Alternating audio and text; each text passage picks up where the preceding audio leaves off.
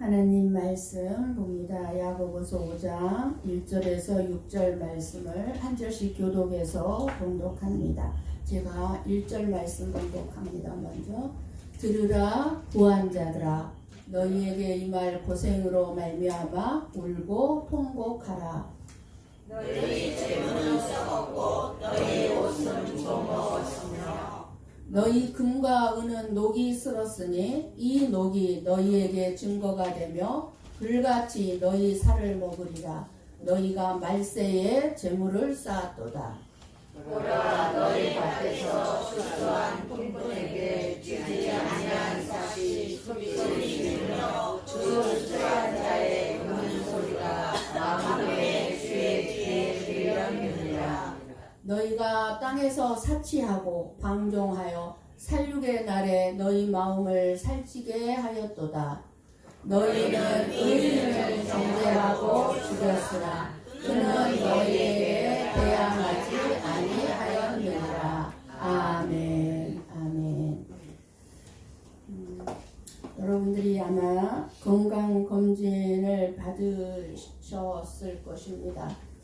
건강검진을 받고 난 후에 나는 다 괜찮을까? 괜찮을 거야 라고 생각을 했는데 결과를 듣고 이 부분이 여기 간이 조금 간 경화가 있는 것 같습니다 라든가 어떤 다른 부위에 치료가 필요합니다 라고 경고를 들을 때가 있었는지 모르겠습니다. 바로 오늘 말씀이 그런 경고의 말씀입니다. 우리는 괜찮다고 생각하지만 나는 괜찮을 거야 라고 생각하지만 예수님은 아니야. 너 안에 심각한 문제가 있어 라고 말씀을 해 주시는 것입니다. 오늘 우리에게 있어서 가장 예민하고 심각한 문제는 돈 문제입니다. 돈 문제만큼 심각한 문제는 없습니다.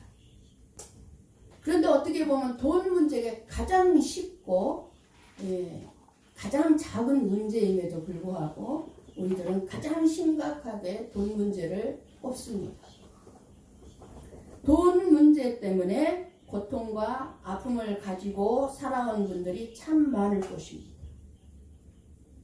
돈은 우리 삶에 분명 중요한 것입니다. 중요한 것인 것만큼은 분명합니다. 그러나 이 돈 문제는 많은 경우 돈을 잘못 이해하고 있다. 얼마나 많은 사람들이 돈을 잘못 이해하고 있어요. 그리고 잘못 벌고 있습니다. 그리고 잘못 관리하고 잘못 사용함으로 생기는 문제들임을 우리는 잘 깨달아야 합니다. 돈을 어떻게 버느냐가 중요한 것은 돈을 잘못된 방법으로 벌고 잘못된 방법으로 사용하면 결과적으로 고난과 그 고난도 엄청난 고난입니다. 상상을 초월한 고난과 하나님의 심판을 받게 된다는 사실을 우리는 잘 알아야 합니다. 우리는 부유함을 추구하는 이 세상의 가치관으로 지금 다 너나 할 것 없이 살아가고 있습니다. 사람들은 끊임없이 말합니다. 더 좋은 것들을 누리려면 더 열심히 벌어야 해. 더 열심히 쌓아놓아야 해. 하면서 돈을 열심히 쌓아놓으려고 합니다. 그러나 하나님은 이 부요함 속에 감추어진 저주받을 수밖에 없는 경고를 오늘 우리들에게 날카롭게 지적해주고 있습니다. 사실 지금 우리는 그 어느 시대보다 너무나 많은 것을 소유하고 있고 누리면서 살고 있습니다. 불과 3, 40년 전만 해도 밥솥이 있었습니까? 세탁기가 있었습니까? 냉장고가 있었습니까? 지금 저와 여러분은 이루 말할 수 없는 여러 가지 혜택을 누리며 살고 있습니다. 기술이 놀랍도록 발달하고 경제가 급속도로 성장하면서 우리들의 삶의 질도 놀랍도록 좋아졌습니다. 너무너무 우리의 육신은 편안해졌어요.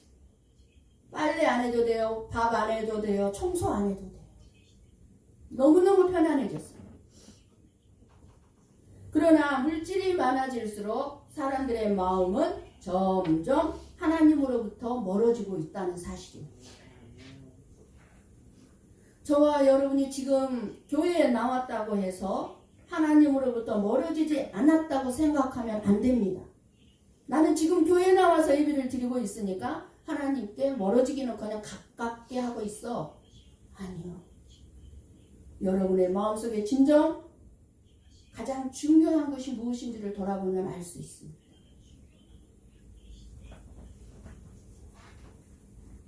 오늘 교회 안에 있는 저와 여러분에게 주시는 말씀은 그런 우리에게 무서운 경고를 해 주시고 있습니다. 이 당시 야고보서를 쓸 당시뿐만 아니라 지금 교회 안에 있는 부유한 자들의 불의함과 교만함을 지적합니다. 이 말씀은 단지 돈이 많은 사람들에 대한 말씀이 아니에요.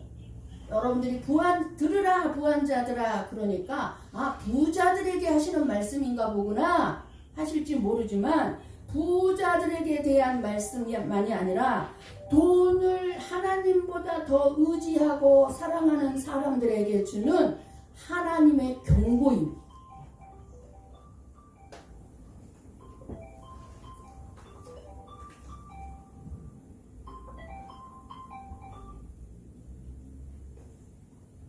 요한계시록 3장 15절에서 17절 말씀을 봅니다.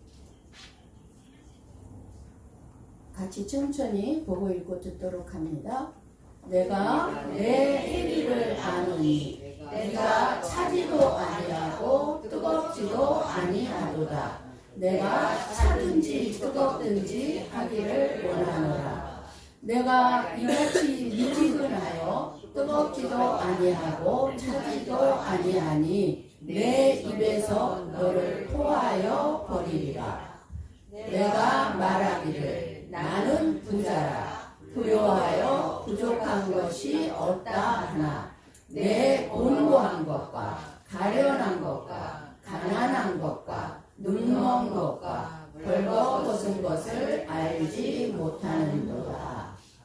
아멘. 예수님은 라오디게아의 교회를 향해 내가 차지도 않고 뜨겁지도 않다고 이렇게 말씀합니다. 7교회가 나오죠. 요한계시록에. 마지막 교회가 라오디게아의 교회인데 이 라오디게아의 교회의 상징이 지금 이 마지막 시대를 말해주는 교회가 라오디게아의 교회입니다. 그러니까 지금 저와 여러분의 이 시대가 라오디게아 교회의 시대인데 저와 여러분이 차지도 않고 뜨겁지도 않다고 그렇습니다. 말씀합니다. 이 말씀은 라오디게아 성도들의 믿음이 뜨겁게 하나님을 사랑하지도 않고 그렇다고 하나님을 완전히 외면하지도 않고 교회는 왔다 갔다 한다는 것입니다. 겉으로는 믿음이 있는 것처럼 보이지만 실제로는 뜨거움도 감동도 믿음도 없는 신앙입니다. 삶을 보면 믿음이 안 보여요. 오늘날 지금 저와 여러분이 마찬가지 아닙니까? 주일 예배는 드리고 있지만 빠지지 않고 일상적인 삶 속에서는 하나님을 찾지 않아요. 말씀을 듣긴 듣고 있지만 감동이 없고 그냥 습관처럼 들을 때 이것이 바로 미지근한 신앙입니다. 당연히 와서 예배 드려야 되는 습관처럼 와서 앉아가지고 듣는 거예요. 그래서 그 말씀이 나를 깨치는 부분이 없어요. 그런가 보다. 그러니까 변화가 없어요. 믿음이 안 보여요. 예수님은 이런 미지근한 신앙을 보며 내 입에서 너를 토하여 버리겠다고 말씀하고 계십니다. 내 입에서 너를 토하여 버리겠다.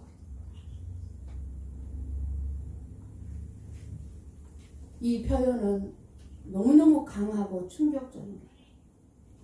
왜 이렇게까지 말씀하실까요? 토하여 버리겠다고까지 하실까요? 그 이유는 미지근한 믿음이 진짜 믿음처럼 보이지만 실제로는 아무 능력이 없기 때문입니다. 이런 믿음은 하나님의 능력을 드러내지도 못하고 사람들에게 본이 되지도 않습니다. 믿음을 찾아볼 수가 없어요. 하나님의 눈에. 하나님은 그런 우리에게 분명하게 말씀하십니다. 차라리 차든지 뜨겁든지 하라. 중간은 없다는 것입니다. 어정쩡쩡하게 다니지 말라는 것입니다. 왜 우리는 미지근해질까요? 17절 말씀 계시록 보면 라오디게아 교인들은 이렇게 말합니다. 뭐라고 말합니까? 나는 부자야. 나는 먹고 살 만큼은 있으니까 부족한 것 없어.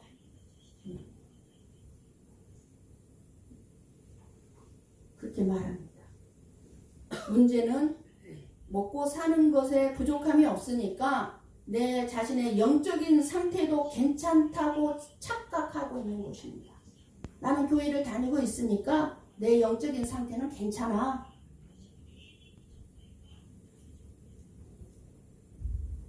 신앙생활 오래 했으니까 괜찮아.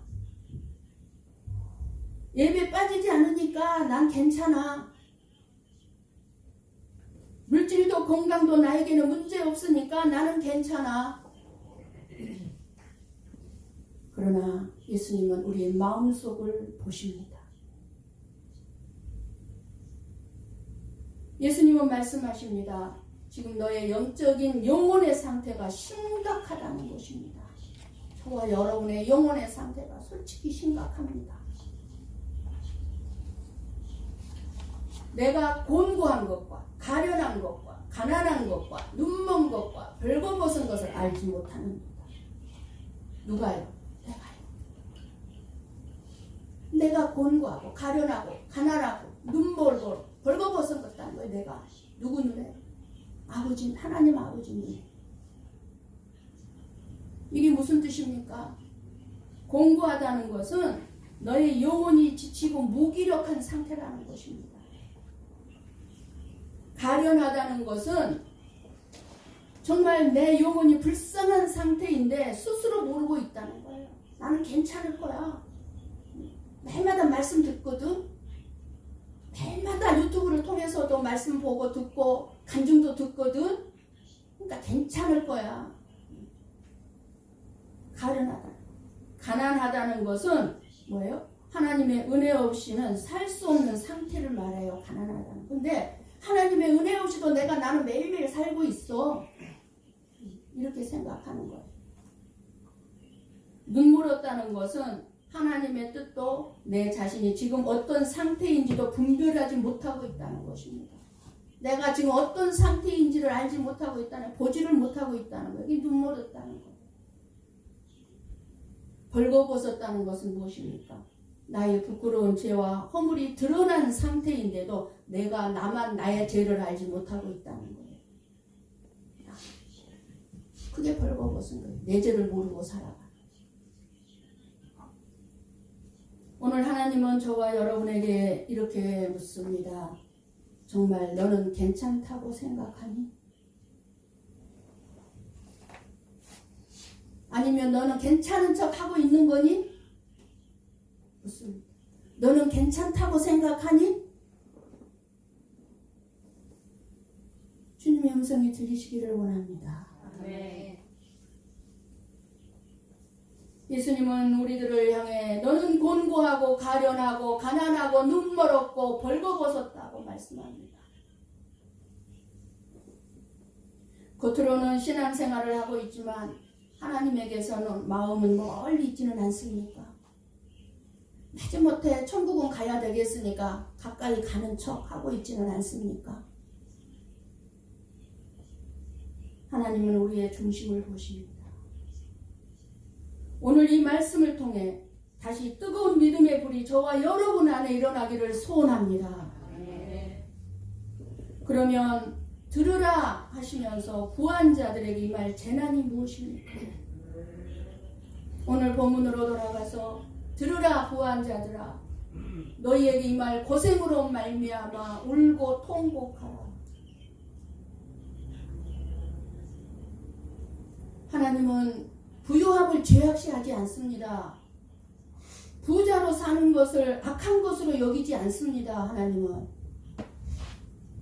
하나님도 부를 주시는 분이십니다. 우리가 부유하게 누리는 것을 좋아하시는 분이십니다. 그런데 오늘 말씀은 저와 여러분 모두를 향한 무서운 경고입니다. 우리가 이 세상을 사는 목적을 부의 축적에 두고 있는 저와 여러분을 향한 경고입니다. 지금 가진 내 재물이 영원할 줄로 착각하는 사람들을 향한 엄중한 경고입니다. 울고 통곡하는 것은 회개의 눈물을 흘리라는 것이 아니에요. 여기서는요. 회개의 눈물을 흘리라는 것이 아니라 네가 그 부를 축적한 걸로 말미암아 그 고난으로 인해서 앞으로 당하게 될 건데 통곡하게 될 것이라는 것입니다. 반드시 통곡할 날이 있을 것이라는 것입니다. 심판의 재난들이 부한 자들 위에 이미 밀려오고 있기 때문입니다. 마지막 심판의 날이 다가오고 있기 때문입니다. 여러분 뉴스 보면 느끼죠? 계속해서 전쟁에 끊임없이 전쟁이 일어나고 있어요. 기근 말할 것도 없습니다. 자연재앙, 지진, 지금 일본도 무서운 지진이 일어날 거라고 지금 전 세계가 난립니다. 심판의 날이 다가오고 있습니다. 곧 재난의 날, 그 재앙의 시간이 덮쳐오고 있기 때문입니다. 여기저기 모든 것이 지금 흔들리고 있기 때문입니다. 재난을 불러들이는 가진 자들의 죄는 무엇이 죄라고 말씀합니까? 잘못된 방법으로 돈을 벌고 그게 죄인지도 모르고 잘못된 방법으로 죄를 벌어서 그 가진 것을 바르게 사용하는 대신에 쌓아두려고만 하는 것이 죄입니다. 어느 부자에게 예수님이 말씀하셨죠. 그저 쌓아놓으려고 하는 오늘 저녁 내가 네 영혼을 도로 찾으리니 네가 쌓아놓은 것이 누구 것이 되겠느냐. 죄라는 것입니다.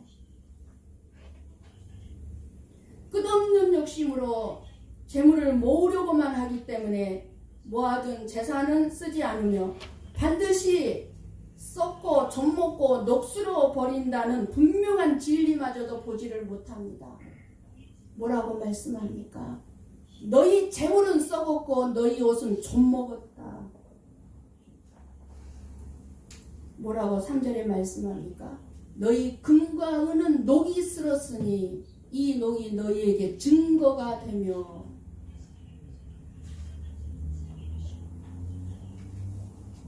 우리가 의지하고 있는 물질이 결국 썩고 녹슬 것이라고 말씀합니다.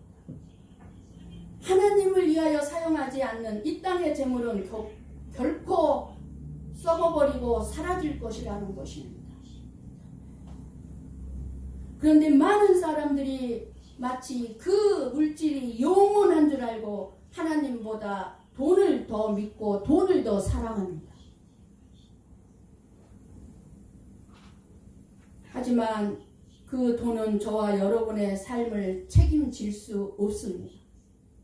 돈이 있어야 살 수 있다고 생각하는 사람은 이 말씀이 이해가 되지 않겠지만 그러나 들려지는 자, 귀가 열린 자들은 무슨 말씀인지 깨달을 것입니다.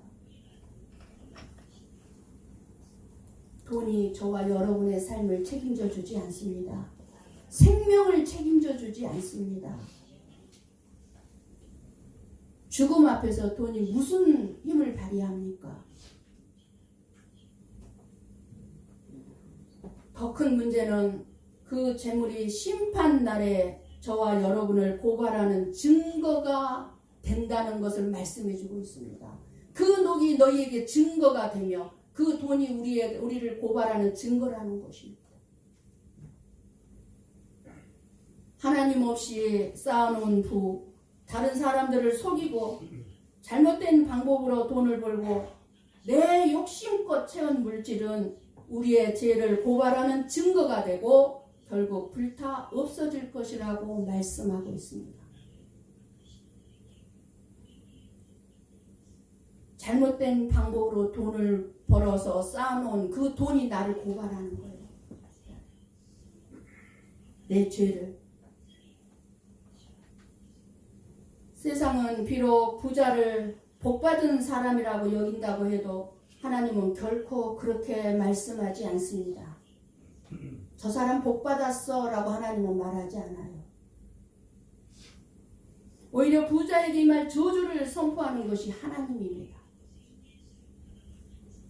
예수님께서도 부자가 천국 가는 것이 낙타가 바늘기 들어가는 것보다 더 어렵다고 말씀했습니다. 그러니까 못 간다는 거예요. 부자는 천국에.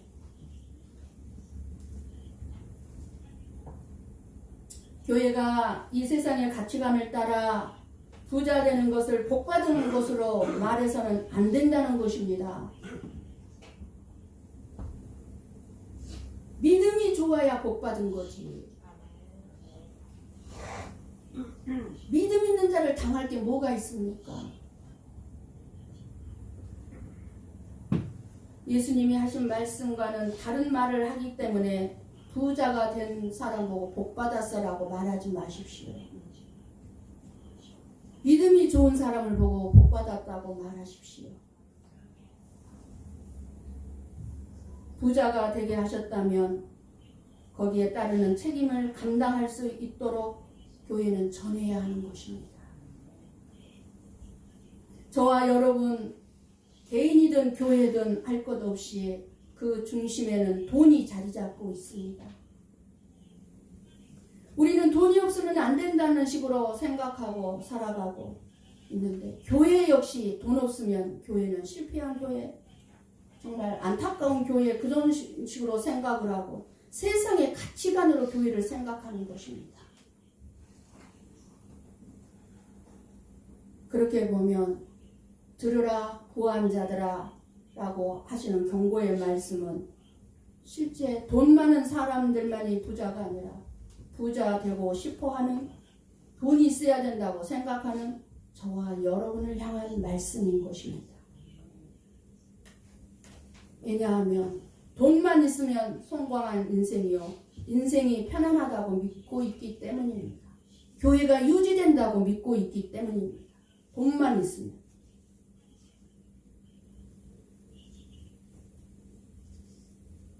과연 교회든 인생이든 돈만 있으면 다 될까요? 돈으로 한국 땅 다 살 수 있다고 해도 천국은 깨알 만큼도 살 수가 없습니다. 돈으로 천국은 점 하나도 살 수가 없어요. 그러니 저와 여러분이 죽음 이후의 문제를 생각한다면 돈이 나의 힘이 아니라 예수님만이 나의 힘이 되는 줄 믿습니다. 네. 4절을 봅니다. 불의하게 모은 부를 하나님은 기억하십니다. 잘못된 방법으로 돈을 모은 것 하나님이 다 기억하십니다. 너희 밭에서 추수한 품꾼에게 주지 아니한 싹시 소리 지르며 그 추수한 자의 우는 소리가 만군의 주의 귀에 들렸느니라. 내가 쌓아놓은 돈, 부자가 되는 과정에서 일하는 사람들을 착취하고 다른 사람들을 속여 사기치고 잘못된 방법으로, 올바르지 못한 방법으로 쌓은 돈은 하나님 앞에 소리를 지른다는 것입니다. 하나님은 그래서 우리에게요, 피와 땀을 흘리며 열심히 성실하게 일해서 돈을 벌라고 그래요. 정직하게. 밭의 주인이 품꾼에게 싹을 주지 않고 그렇게 해서 착취한 돈으로 부자가 돼서 이 세상에서 사치하고 방종하고 마음을 살찌게 하며 삽니다. 그러나 그 모습이 꼭 돼지를 도살하기 위해 살찌우는 것과 같다는 것입니다. 부자들의 그렇게 표현을 해요. 여러분 돼지를 왜 키워요? 잡아서 먹기 위해서 돼지를 살찌우는 거예요. 그런데 부자들에게 그렇게 말씀하시는 거예요. 5절에 너희가 땅에서 사치하고 방종하여 살육연에 너희 마음을 살찌게 하였도다. 돼지를 도살하기 위해 살찌우는 것처럼 그렇게 살고 있다는 거예요. 이러한 것이 하나님 앞에서 심판의 증거물이 되는 것입니다. 여러분 지금은 마지막 시대의 말세라는 것을 절대로 잊어서는 안 됩니다. 돈 버는 것도 좋습니다. 사업 확장하는 것 좋습니다.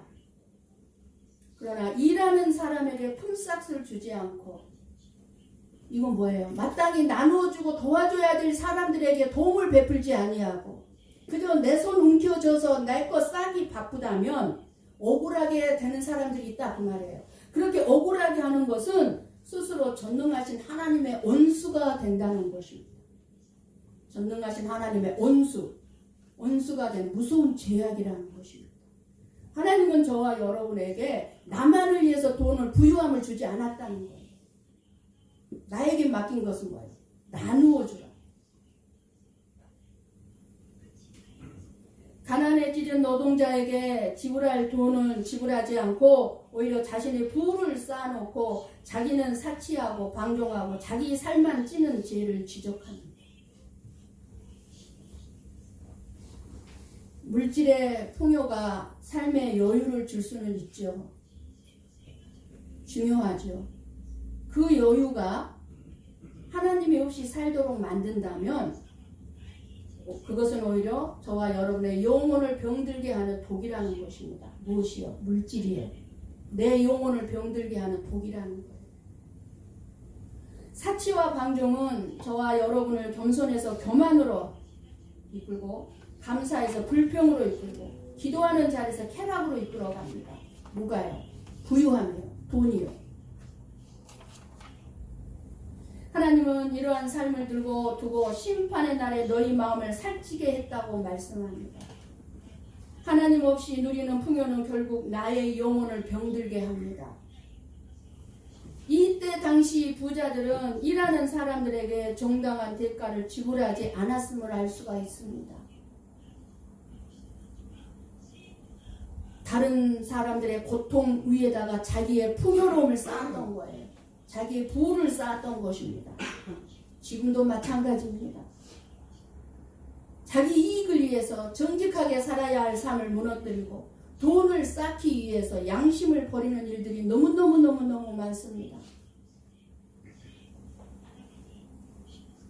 하지만 하나님의 귀에는 그 억울함과 눈물의 호소가 들린다고 말씀합니다. 하나님은 공의의 하나님이십니다. 결코 불의한 것을 그냥 넘어가시지 않습니다. 부당하게 잘못된 방법으로 이익을 통해 이룬 성공은 결코 복이 아닙니다.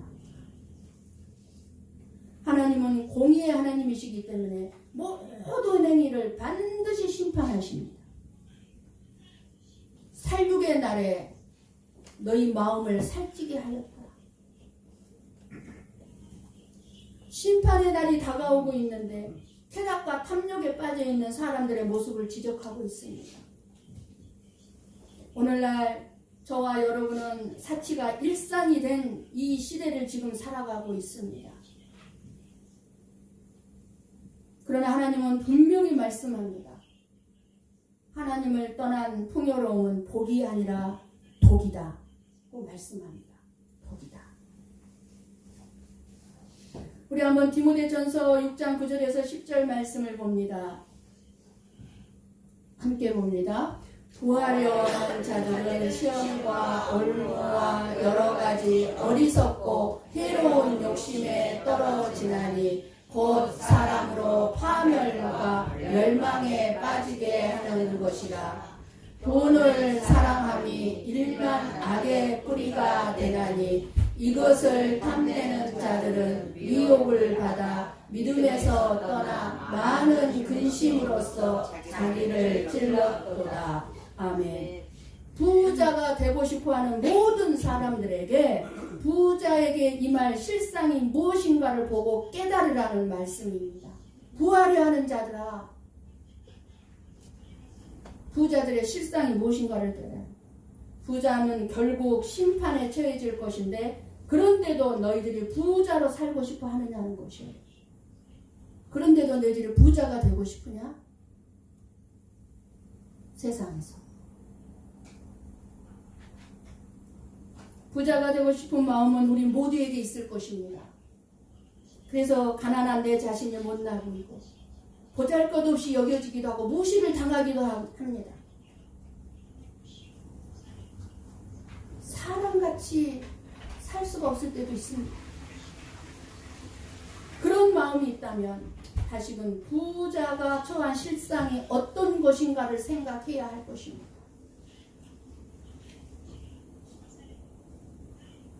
저와 여러분이 부자 되고 싶은 마음으로 살아간다면 결국 시험과 올무와 여러 가지 어리석고 해로운 욕심에 떨어질 수밖에 없다는 것입니다. 이것이 멸망에 이르는 길입니다. 부자 되고 싶은 마음에는 천국이 보이지 않습니다. 이 땅에서 그저 부를 쌓아놓고 얼마든지 내가 하고 싶은 대로 살고 싶은 거예요. 근데 천국이 보이지 않아요. 부자가 되고 싶은 사람들에게는. 결국 어떻게 됩니까? 십자가에서 나를 위해 피 흘려 죽으신 예수님이 보이지 않기 때문입니다. 결국 내 영혼이 사는 길을 찾는 것이 아니라 내 돈을 쌓는 길을 찾아가는 것입니다. 6절 말씀을 봅니다. 눈으로 보십시오. 이 말씀은 죄 없는 의인이신 예수님은 대항하지 않으셨지만 하나님의 아들이신 예수님은 이 세상의 죄인들에게 억울하게 정죄당하고 죽임을 당하셨습니다. 그것을 말씀한 것 같습니다. 이 세상은 예수님을 정죄하고 죽였습니다. 죄 없는 예수님. 그런데 예수님은 대항하지 않으셨습니다. 그대로 죽임 당했습니다. 이 말씀 뭡니까? 너희는 의인을 정죄하고 죽였으나 여기서 말씀하시는 의인은 하나님을 경외하고 정직하게 믿음으로 살아가는 사람들을 말합니다. 믿음으로 살아가는 사람들, 오직 하나님만 의지하고 믿음으로 사는 사람들을 정죄하고 죽인다는 거예요. 부유하고 권력 있는 자들이 재판을 조작하거나 경제적 억압을 통해서 의로운 사람들, 의인들을 고통스럽게 만들고 심지어 죽음에 이르게 했다는 비판이 담겨 있습니다. 그는 너희에게 대항하지 아니하였느니라. 그 믿음으로 사는 사람들은 어떤 폭력이나 보복으로 대응하지 않고 온유하게 참았다는 것입니다. 이것이 의인이 연약해서가 아니라 하나님의 정의의 공의에 대한 신뢰에 대한 믿음의 태도입니다. 동시에 불의한 자들에게는 하나님의 심판이 반드시 있을 것을 암시합니다. 이렇듯 오늘도 세상의 힘과 부요함은 종종 의인들을 억압하고 억울하게 합니다. 그러나 하나님은 결코 침묵으로만 끝나지 않습니다. 의인의 억울함은 하나님께 상달이 되고 불의한 자는 반드시 그 대가를 치르게 될 것입니다. 그러면 우리에게 부유함을 줬다면 부유한 자의 책임이 무엇인지를 알아야 돼요. 아니, 저와 여러분이 부유함을 원하고 있다면, 진정 부자가 되고 싶다면 이 말씀을 잘 들으십시오. 신명기 8장 18절을 봅니다. 함께 봅니다. 내 하나님 여호와를 기억하라. 그가 내게 재물 얻을 능력을 주셨습니다. 이같이 하심은 내 조상들에게 맹세하신 언약을 오늘과 같이 이루려 하심이니라. 아멘. 부자가 되고 싶은 사람들은 부자가 정말 되었다면 이 말씀 기억하시라는 거예요. 내 노력으로 내 힘으로 번 돈을 번 것이 아니라 하나님이 주신 축복으로 내가 이렇게 돈을 벌었다고 생각하고 믿으라는 것입니다. 하나님이 돈을 벌 능력을 주셨다는 것입니다. 내가 잘나서 똑똑하고 지혜로워서 열심히 일해서 내가 돈을 번 것이 아니라 하나님이 그 그 돈을 벌 능력을 주셨다는 걸 잊어서는 안 됩니다. 그래서 돈은 자기 소유가 아니라 하나님의 청지기로서 관리해야 할 책임이 있다는 것입니다. 돈은. 나에게 맡겨주신 돈을 내가 어떻게 하나님의 뜻에 맞게 사용할 것인가를 관리해야 할 책임이 주어진 거예요. 돈을 주어졌을 때는. 부자는 가난한 자를 돌보는 책임이 있습니다. 디모데전서 6장 17절에서 19절 말씀을 봅니다. 천천히 같이 봅니다. 내가 이 세대에서 구한 자들을 명하여 마음을 높이지 말고 정함이 없는 재물에 소망을 두지 말고 오직 우리에게 모든 것을 후히 주사 누리게 하시는 하나님께 두며 선을 행하고 선한 사업을 많이 하고 나누어 주기를 좋아하며 너그러운 자가 되게 하라. 이것이 장래에 자기를 위하여 좋은 터를 쌓아 참된 생명을 취하는 것이니라. 아멘. 연약한 자들, 가난한 자들, 약자에 대한 관심은 부자들에게 주어진 도덕적 책임이 있다는 것을 말씀해주고 있는 것입니다. 공의를 실천하고 나눔의 삶을 살아야 할 책임을 우리는 다해야 합니다. 누가복음 18장 9절 말씀을 봅니다. 함께 봅니다. 삭개오가 서서 주께 여짜오되 주여 보시옵소서. 내 소유의 절반을 가난한 자들에게 주겠사오며 만일 누구의 것을 속여 빼앗은 일이 있으면 내일 갑절이나 갚겠나이다. 아멘. 혹시 지난날 잘못된 방법이나 다른 사람들을 속임으로써 돈을 벌어서 쌓아놓았다면 하나님 앞에서 회개를 반드시 해야 돼요. 그 책임은 삭개오처럼 구체적인 행동으로 나타나야 된다고 말씀해주고 있습니다. 반드시 회개할 거는 반드시 회개해요. 재물 자체는 악이 아니죠. 돈 자체는 악이 아니에요. 돈 자체는 죄가 아니에요. 근데 그 돈을 대하는 저와 여러분의 태도에 따라서 축복이 되기도 하고 그 돈이 나의 심판의 근거가 되기도 한다는 것을 잊지 말아야 합니다. 하나님은 우리가 얼마나 많이 가졌느냐고 묻지 않습니다. 사랑하는 자녀들아, 네가 세상에서 얼마나 많이 가졌냐, 얼마나 저축했냐, 일절 묻지 않습니다.